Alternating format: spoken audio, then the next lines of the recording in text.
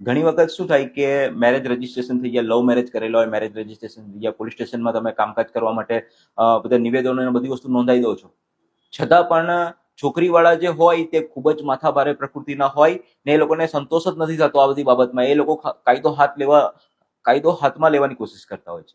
ઘણી વખત શું છે, છોકરાવાળાના ઘેરે હુમલો કરતા હોય છે. તો જ્યારે છોકરીવાળા કોઈ પણ રીતે સમજવા તૈયાર નહીં હોય ને છોકરી જે ઘરે ગઈ હોય, જે છોકરાવાળાનું ઘર હોય એના ઘરે જઈને હુમલો કરે, ત્યારે તમારે શું પ્રોસિજર્સ કરવાની છે આપણે સમજીએ. કે સૌથી પહેલે તો તમારે જોવાનું છે કે સામેવાળી વ્યક્તિ તમારા ઘરે વિઝિટ કરે છે, મુલાકાત કરે છે, ત્યારે એના ઇન્ટેન્શન્સ કેવા છે. આપણે જ્યારે જોઈએ ત્યારે જ આપણને ખબર પડી જતું હોય છે. બહુ બધા માણસોને લઈને આવે એટલે સતર્ક થઈ જવાનું છે. તમારે જ્યાં સુધી બને ત્યાં સુધી બહુ બધા લોકો હોય તો એમને ઘરની અંદર પ્રવેશ નથી આપવાનો, બરાબર. બીજી ઇમ્પોર્ટન્ટ વાત એવું છે કે તમને એવું લાગે કે આમાં કંઈક વસ્તુ થવાની સંભાવના છે તો તમારે એમને બહારથી જ, દરવાજાની બહારથી જ કહી દેવાનું છે કે ભાઈ મારા ઘરે હમણાં આવવાની જરૂર નથી છે, હમણાં અમારે આ કોઈ પણ પ્રકારની વાતો નથી કરવી છે. એટલે બીજું કે એ લોકો જાય જ નહીં, ના અમે તો મળીને જઈશું, અમે તો આમ કરીશું, અમે તો તમારે દરવાજો બંધ કરી દેવાનો છે, 112 પર કોલ કરી દેવાનો છે. 112 પર કોલ કરશો એટલે તમારી પ્રોટેક્શન માટે, તમારી રક્ષા માટે એક પોલીસ વાન ત્યાં મોકલી દેવામાં આવશે. પોલીસ વાળા આવે ત્યાર પછી બાકીની બધી વાતચીત કરવાની હોય છે ને પછી જે તે સમયે ત્યાં પોલીસ સ્ટેશનમાં જઈને પોતાની રજૂઆતો કરવાની હોય છે.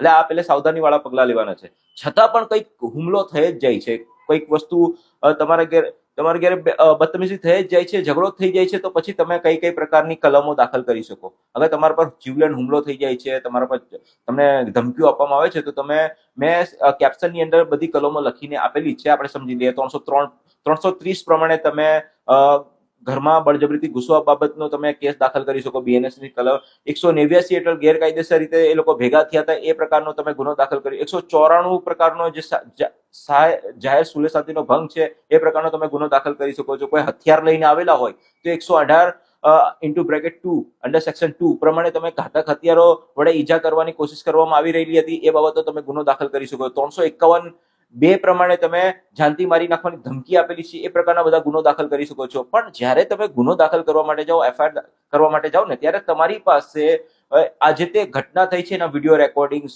એના ફોટા, ઓડિયો રેકોર્ડિંગ, CCTV ફૂટેજ, સાક્ષીઓ, આ બધી વસ્તુ તમારી પાસે હોવી જોઈએ. સમજો કે તમને કોઈ માર મારેલો હોય તો તમારે મેડિકલ રિપોર્ટ પણ હોવો જોઈએ. તમારે સૌથી પહેલે સરકારી હોસ્પિટલમાં જઈને તમારી સારવાર કરવાની હોય છે, એના પણ બધા સર્ટિફિકેટ્સ ને બધી વસ્તુ કાઢી લેવાનું છે. એ ફરિયાદ દાખલ કરો ને, તો ફરિયાદ કોણ દાખલ કરશે?